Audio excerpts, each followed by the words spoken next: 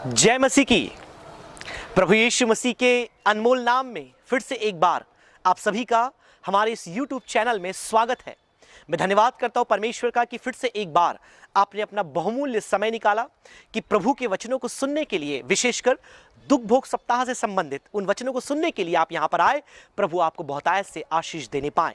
हम रविवार से ही प्रभु के वचनों को, लघु लघु संदेश को हम सुनते आ रहे हैं और आज के दिन भी बुधवार को जो कुछ घटनाक्रम हुआ उसमें से कुछ लेसन्स, कुछ पाठ हम अपने खुद के आत्मिक जीवन के लिए सीखेंगे। तो आज भी प्रियो, हर एक दिन के समान दो मुख्य घटनाएं प्रभु यीशु मसीह के जीवन में घटित हुई। पहली घटना जो यीशु के साथ हुई, जब वह बैतनिया में आया तो वहां पर मरियम उसका अभियंजन करती है। यह पहली घटना थी। और इसके तुरंत बाद आप देखते हैं दूसरी घटना जो एक मेजर इंसिडेंट था। यहूदा इस्करियोती यीशु को पकड़वाने के लिए अधिकारियों के पास जाकर षड्यंत्र रचता है और उनसे बार्गेन करता है कि कितने में वो यीशु को बेचेगा या पकड़वाएगा। इन दोनों घटनाओं को बहुत ही ब्रीफली, संक्षिप्त में हम देखेंगे प्रियो, और लगभग तीन लेसन्स हम अपने लिए निकालने का प्रयास करेंगे। आइए देखते हैं सबसे पहली घटना, जहां पर एक स्त्री, क्योंकि मत्ती और मरकुस नाम नहीं बताते उसका, कहते केवल एक स्त्री, लेकिन जब आप यूहन्ना की इंजील में आएंगे वहां पर लिखा है मरियम जो लाजर की बहन थी, वो यीशु के पास आती है। कहां? यीशु एक लेपर, एक कोढ़ी, सिमोन जो कोढ़ी था, उसके घर पर भोजन के लिए बैठा होता है बैतनिया में, और वहां पर वो उसके पास आती है और उसके सिर और पैरों में बहुमूल्य इत्र उंडेल देती है। और केवल यूहन्ना बताता है उसके बारे में कि वह एक संगमरमर के पत्थर में एक जटामासी का इत्र, मतलब जटामासी का इत्र मतलब अपने समय का सबसे बेशकीमती बहुमूल्य इत्र के प्रकारों में से एक। मुझे याद आता है, ज्यादा महंगा इत्र तो मैं लगाता नहीं, लेकिन मेरे विवाह के समय पर हमारे वरिष्ठ पासवान ने एक परफ्यूम, एक इत्र मुझे गिफ्ट में दिया था बर्बेरी का, और उसका जो अमाउंट था 100 ml का, जो प्राइस था अराउंड 5,000 to 6,000 रुपीज था, केवल 100 ml का। अगर आप उसे 1 लीटर में लेने को जाए, मुझे लगता है कि 50-60 हजार रुपए वो आता, उसका दाम होता।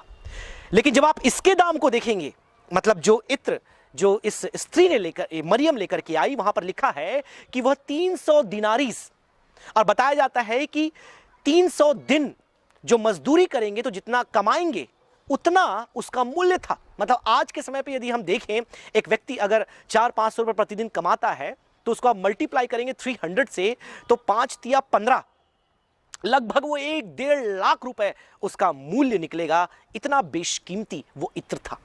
लेकिन जब वो यीशु के पास आती है, उसने उस बेशकीमती इत्र को अपने लिए नहीं रख छोड़ा, उसने यीशु के सामने उसे तोड़ा और उसके पैरों और सिरों पर उंडेल दिया। क्या ही खूबसूरत नजारा मेरे प्रियो वो होगा। लेकिन लोगों ने जब इसे देखा, उन्होंने इसे अलग तरीके से इंटरप्रेट किया। उन्होंने क्या कहा? उनके चेलों ने, वहां लिखा है वो रिसियाए, मतलब दे गॉट एंगर्ड, मतलब वो गुस्सा करने लगे, चिड़चिड़ाने लगे और बोले कि ये क्या औरत है, इसने इतना बहुमूल्य इत्र जाया कर दिया, क्यों ना इस इत्र को बेच करके जो पैसा आता वो हम गरीबों को खिलाने में इस्तेमाल करते। ये तो लोगों का नजरिया था। कई बार जब भी आप भी कुछ परमेश्वर के लिए करते हैं, लोग इसी प्रकार से टीका टिप्पणी करते हैं। लेकिन आइए देखें यीशु ने इसके बारे में क्या कहा। लोग क्या कहते हैं वो इंपॉर्टेंट नहीं है। कई बार आप भी भला काम कर, जैसे मैं अभी वचन आपको सुना रहा हूं, हो सकता है कई लोगों के लिए उसमें भी क्वेश्चन होगा। आप भी कभी परमेश्वर के लिए कुछ कार्य करने के लिए गए होंगे, कहीं ना कहीं किसी ने वहां पर प्रश्न कर, जैसे हमारे बड़े सर हमेशा बोलते हैं कि सब कुछ खाना खा लिया, सब कर लिया, आखिरी में बोलेंगे केले में नमक नहीं था। मतलब कुछ निकालना है, कुछ बोलना है तो बोल दो। लेकिन यीशु ने वहां पर 3 बातें कही। समय बहुत कम है, लॉन्ग स्टोरी शॉर्ट करते हुए यीशु ने वहां पर 3 बातें उसके बारे में कही। मैं वो तीनों बातें बोलते हुए मेरे प्रियो 3 लेसन्स हमारे लिए आज की शाम में निकालना चाहता हूं। पहली बात, she has done a good thing to me, उसने मेरे साथ भलाई की है, उसने मेरे लिए एक अच्छा काम किया है। पहली बात, गुडनेस। दूसरी बात वो उससे कहते हैं, what ever she could do she did it. मत्ती में लिखा है, मरकुस में ये नहीं आया है, मत्ती में लिखा है, जो कुछ वो कर सकती थी उसने मेरे लिए किया। द कैपेसिटी, द एबिलिटी, मतलब उसकी क्षमता। पहला भलाई, दूसरा क्षमता। तीसरी बात, wherever the gospel will be preached in the entire world, her story shall be told। पूरी दुनिया में जहां कहीं सुसमाचार प्रचार किया जाएगा, इस स्त्री के बारे में, इस बहन के बारे में वहां बताया जाएगा। मेरे प्रियो, मैं आपसे कहना चाहूंगा, आप होगा तो चाहे आप एक जवान होंगे, हो सकता है आप एक बच्चे होंगे, हो सकता है आप एक बुजुर्ग होंगे, यदि आप परमेश्वर के लिए कोई भलाई करना चाहते हैं, there is time for you, ये समय आपके लिए है। अब प्रश्न ये उठता है कितना? वहां लिखा है जितना वो कर सकती थी। कई बार हम ये सोचते हैं कि एक बड़ा मंच मुझे मिलेगा तब मैं प्रभु के वचन का प्रचार करूंगा, क्योंकि आगे लिखा है जहां कहीं सुसमाचार बताया जाएगा। तो मैं सुसमाचार सोचता हूं कि सबसे बड़ी भलाई है जो आप परमेश्वर के लिए कर सकते हैं। आपका पैसा उसे नहीं चाहिए, आपके बलिदान उसे नहीं चाहिए, आप जो कुछ बहुमूल्य आपके पास आज इत्र भी होगा, चर्च में जाके उसे फोड़ मत देना कि पास्टर निखिल ने कहा उस महिला ने बहुमूल्य बेशकीमती इत्र को फोड़ा है तो मैं भी अपना जो अच्छा इत्र है जाके, नहीं, ऐसा नहीं करना। That's a symbolic.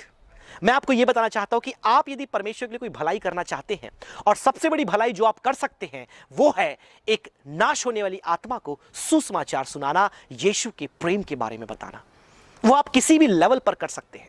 जब आप ट्रैवल कर रहे हो, कोई व्यक्ति आपको मिलता है, जब आप गाड़ी से ऑटो जा रहे हैं, आपको ड्राइवर यदि मिलता है, यदि आप जहां कार्य करते हैं आपका सहकर्मी आपको मिलता है, यदि आपको कोई भी अनजान व्यक्ति मिलता है, आप उससे 2 मिनट के लिए यीशु के प्रेम के बारे में बता दें, आपने सबसे बड़ी भलाई अपने जीवन की कर दी। लेट मी से दिस टू यू। कई लोग इस भलाई का अलग इंटरप्रेट करते हैं कि जो कुछ उस महिला के पास था उसने लाकर यीशु को दे दिया, इस जो कुछ आपके पास है आप लाकर मुझे दे दो। This is a prosperity gospel. मतलब संपन्नता का प्रचार करने वाले यही कहते हैं, जो कुछ तुम्हारे पास है ला करके मुझे दो। I am not saying that. God does not want your money, God wants your heart. परमेश्वर को आपका दिल चाहिए। और यहां पर इन लोगों ने, चेलों ने उस महिला के इत्र को देखा, उसके पैसों को देखा, लेकिन उन्होंने उस महिला के दिल को नहीं देखा मेरे प्रियो, जो भलाई से भरा हुआ था। और वो केवल परमेश्वर प्रभु यीशु मसीह ने देखा। आज आप जो कुछ भी करना चाहते हैं, ध्यान रखें यह परमेश्वर के लिए हो। आपकी मंशा आपके कर्मों से ज्यादा महत्वपूर्ण है। आपके इरादे आपके कार्यों से ज्यादा इंपॉर्टेंट है कि आप ये क्यों करना चाहते हैं। सेकंड, आपकी क्षमता। परवाह नहीं पड़ता आपके पास कितना कुछ है या कितना कुछ नहीं है। आपको कलीसिया में खड़े होकर प्रचार करने का मौका मिलता है, नहीं मिलता। आपको क्या आपके पास एक्सेसिबिलिटी है, मुझे नहीं मालूम, लेकिन आप जो कुछ कर सकते हैं आप अभी भी वो कर सकते हैं। आप आज वो कर सकते हैं। आप निकले बाहर और वो करें। एंड थर्ड, गॉस्पल, सुसमाचार। मेरे प्रियो, परमेश्वर की यही इच्छा है कि हम चेले केवल ना बने। मैं तो ये कहता हूं कि विश्वासी बनकर हम रह जाते हैं, लेकिन यीशु ने कहा चेले बनाओ, और वो चेले और चेले बनाओ, और वो चेले और चेले बनाए। तो सबसे बड़ा जो भलाई आप कर सकते हैं, परमेश्वर के राज्य का विस्तार, कि औरों को यीशु के बारे में बताएं, शिक्षा दे, वचन का ज्ञान दे, और परमेश्वर की बातों में उन्हें बढ़ाएं। ये 3 बातें कहकर शीघ्रता से सेकंड इंसिडेंट में जाएंगे, और एक लघु संदेश में वहां से भी आपको आज देना चाहूंगा, जो है यहूदा के ऊपर। इस घटना के तुरंत बाद हम देखते हैं यहूदा के चरित्र को, जिसने यीशु मसीह को पकड़वाने के लिए अधिकारियों के पास गया, शास्त्री फरीसियों के पास गया, यीशु के विरोधियों के पास गया कि उसे वो पैसों में क्या करे, पकड़वा दे। क्योंकि उन दिनों में जरूरी था कि कोई आकर के पकड़वाए, तब वो यीशु को पकड़ सकते थे। तो वहां पर यहूदा वह एक कड़ी बनता है जो इन दोनों के बीच में कार्य करते हुए पैसों के लिए यीशु को बेचता है। वहां पर कई बातें लिखी है कि क्या परमेश्वर ने यहूदा को विवश किया पकड़वाने के लिए, यहूदा ने अपने मन से ये किया, या फिर भविष्यवाणी हुई इसलिए यहूदा ने ये किया, फिर यहूदा क्यों, किसी और ने ये क्यों नहीं किया। कई एक प्रश्न इसमें थियोलॉजिकल क्वेश्चंस आते हैं, लेकिन इसको हम डील नहीं करेंगे। आपको यदि डिटेल में यहूदा के बारे में सुनना है तो पिछले साल पैशन वीक के बुधवार में एक संदेश मैंने दिया था, इसी चैनल पर है, आप जाकर के वो मैसेज सुन सकते हैं। लेकिन आज एक शॉर्ट मैसेज के लिए 3 बातें मैं आपके बीच में रखूंगा, और वो तीनों बातें प्रश्न के रूप में रहेगी। पहला क्वेश्चन कि क्या यहूदा ने यीशु को अपना मसीहा के रूप में स्वीकार किया था। ध्यान से सुनिए, आपको यह प्रश्न बहुत ही अटपटा लगेगा। आप सोचेंगे कि वो तो उसका चेला था, 3.5 साल उसके साथ रहा, हर एक चमत्कार सेवकाई को उसने देखा, तो पास्टर निखिल आप ऐसा क्यों बोल रहे हैं कि क्या उसने यीशु को उद्धारकर्ता के रूप में, मसीहा के रूप में स्वीकार किया कि नहीं किया। मेरा उत्तर यदि आप पूछें तो मैं कहूंगा शायद नहीं। और मेरा आर्गुमेंट आता है मत्ती 26 उसके 25 से और उसके 49 से, क्योंकि वहां पर वो यीशु का उद्बोधन, उसको जो बोलता है, एड्रेस जब वो करता है, संबोधित करता है, वो वहां पर उसे मसीहा, प्रभु, स्वामी के रूप में नहीं करता। वहां कहता है हे रब्बी, और रब्बी शिक्षकों को कहा जाता था। जो शिक्षक होते थे, वचन के शिक्षक, उपदेशक, शास्त्री, उन्हें रब्बी कहा जाता था। मेरे प्रियो, राजा राम मोहन रॉय, कई लोग उन्हें भारतीय धर्म विज्ञानी मानते हैं, मतलब इंडियन क्रिश्चियन थियोलॉजियन, लेकिन मैं नहीं मानता, क्योंकि उसने यीशु को कभी भी उद्धारक या मसीहा के रूप में स्वीकार नहीं किया। उसने लिखा प्रिसेप्ट्स ऑफ जीसस क्राइस्ट, एक किताब लिखी, और उसमें उसने बताया कि यीशु एक महान उद्धारक नहीं, मसीहा नहीं, शिक्षक था। मेरे प्रियो, यीशु को आज आप किस रूप में देखते हैं, ये इससे फर्क नहीं पड़ता। फर्क इससे पड़ता है कि क्या आप यीशु को अपने जीवन के मसीहा के रूप में देखते हैं, अपने जीवन के उद्धारक के रूप में देखते हैं। आज बहुत से लोग यीशु को मानते हैं कि एक बहुत बड़ा अगुआ था, बहुत बड़ा धर्मगुरु था, बहुत बड़ा शिक्षक था, कई किताबें यीशु के ऊपर लिखी गई, लेकिन वो सब व्यर्थ है, क्योंकि यीशु कभी नहीं चाहा कि लोग मुझे एक शिक्षक के रूप में या एक धर्मगुरु के रूप में देखें। यीशु ने इसलिए इस दुनिया पे कदम रखा कि लोग उसे मसीहा और उद्धारक के रूप में देखें, जो उनके पापों से उनका उद्धार करता है। सेकंड क्वेश्चन, क्या यहूदा यीशु के साथ पैसों के लिए था? सेकंड क्वेश्चन, आप जब देखेंगे यूहन्ना के इंजिल में, जहां पर अभी हमने मरियम के बारे में पढ़ा, जिसने बहुमूल्य इत्र यीशु के सिर और पैरों पर उंडेला, आप उस घटनाक्रम में देखेंगे यूहन्ना आगे बताता है कि जिसने कहा कि ये इत्र तुम व्यर्थ क्यों करती हो, जाया क्यों करती हो, कोई और नहीं परंतु यहूदा था। और उसने ऐसा इसलिए कहा, आगे यूहन्ना बताता है, क्योंकि वो चोर था।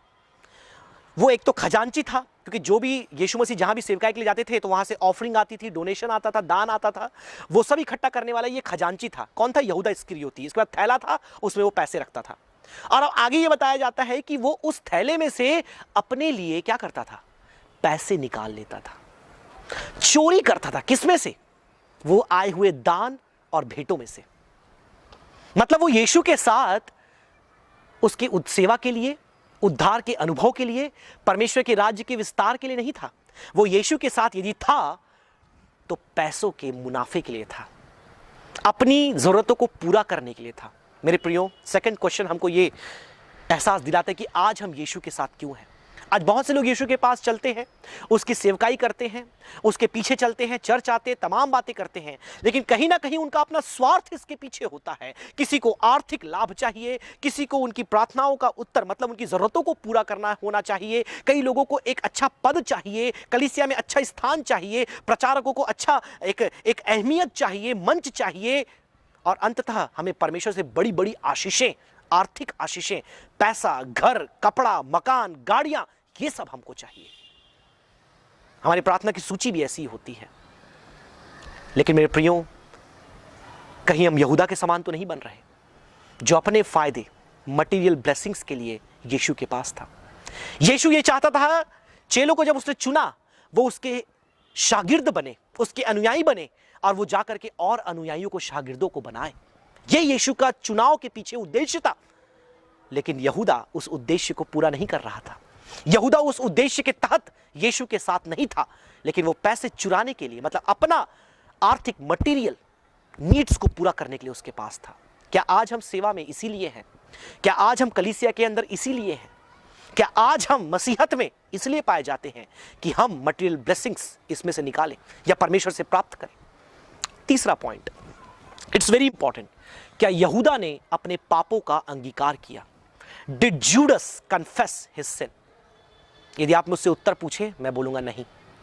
उसने एहसास किया कि उसने गलत किया। आप देखिए, जब उसने यीशु को पकड़वा दिया, जब देखा कि यीशु को पकड़कर ले गए और उसे मार रहे हैं, तमाम प्रकार की बातें चल रही है, देखते ही उसने एहसास किया कि मैंने कुछ गलत किया है। लेकिन गलत करने का एहसास पर्याप्त नहीं है। वचन में लिखा है यूहन्ना की पत्री में कि तुम यदि अपने पापों को क्या करो? कन्फेस करो, अंगीकार करो, और यीशु के सामने मान लो और उद्धार करता प्रभु कर उसे स्वीकार करो, तो वो तुम्हारे गुनाहों को क्षमा करने में विश्वास योग्य है। लेकिन यहूदा ने यहां पर क्या किया मेरे प्रियो?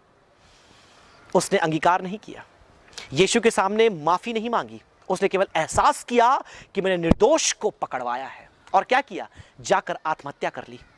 पेड़ पर जाकर लटक गया, और लटकने के बाद उसका देह जब गिरा जमीन पर, उसका पेट फट गया, अतड़ियां बाहर आ गई, और वो मृत्यु को प्राप्त हो गया। मेरे प्रियो, आज आपसे ये तीनों प्रश्न मैं आपके सामने रखना चाहूंगा। क्या आपने यीशु को अपना मसीहा के रूप में स्वीकार किया है? आप यीशु को कैसे देखते हैं? एक शिक्षक के रूप में देखते हैं, एक धर्म संस्थापक के रूप में देखते हैं, एक धर्म गुरु के रूप में देखते हैं? आज आप यीशु कैसे देखते हैं? क्या वो आपका उद्धारक है? क्या वो आपका स्वामी है? क्या वो आपका प्रभु है? यदि नहीं तो कहीं ना कहीं आप भी यहूदा का रोल प्ले कर रहे हैं। सेकंड, क्या आप यीशु के पास आर्थिक आशीषों के लिए, मटेरियल ब्लेसिंग के लिए आए हैं, जैसे यहूदा यीशु के साथ था? खैर तो एक कदम और आगे था, चोरी भी कर रहा था। And third and most important, क्या आप यहूदा के समान अपने गुनाहों का अब तक अंगीकार नहीं किए हैं? क्योंकि यहूदा ने नहीं किया। मेरे प्रियो, आज ये दो चरित्र, एक तरफ मरियम और एक तरफ यहूदा, हमें एक चरित्र हमें आकर्षित करता है, वही दूसरी ओर एक चरित्र हमें अपने से दूर करता है। कहीं ना कहीं ये दोनों हो सकता है हमारे अंदर हो, लेकिन आज इस पवित्र बुधवार के दिन में, जो दुख भोग सप्ताह का एक दिन है, हमें कंपेल करता है, हमें प्रेरित करता है कि हम अपने जीवन को जांचें कि क्या मैं मरियम के समान बन रहा हूं, या मेरा जीवन कहीं ना कहीं यहूदा के समान है। मरियम वो थी जिसने अपने जीवन से मसीह के लिए, परमेश्वर के लिए भलाई की, भले कामों को किया, अपनी क्षमता के अनुसार किया, और आगे लिखा है सुसमाचार जहां भी प्रचार होगा उसका नाम लिया जाएगा। तो क्या आज हम सुसमाचार प्रचार करने को तैयार है? वहां लिखा है पूरे जगत में, यीशु ने कहा पूरे जगत में। यीशु की सेवकाई यरूशलेम में थी, अधिकतर समय वो इजराइल में था, और वहीं वो मर गया, पुनरुत्थित हुआ, स्वर्ग चला गया। लेकिन वो यहां पर कह दिया, उसे मालूम था एक दिन ये सुसमाचार इजराइल से बाहर जाएगा, एक दिन ये सुसमाचार जगत के कोने कोने में प्रचार किया जाएगा। लेकिन क्या आप वो कड़ी हैं?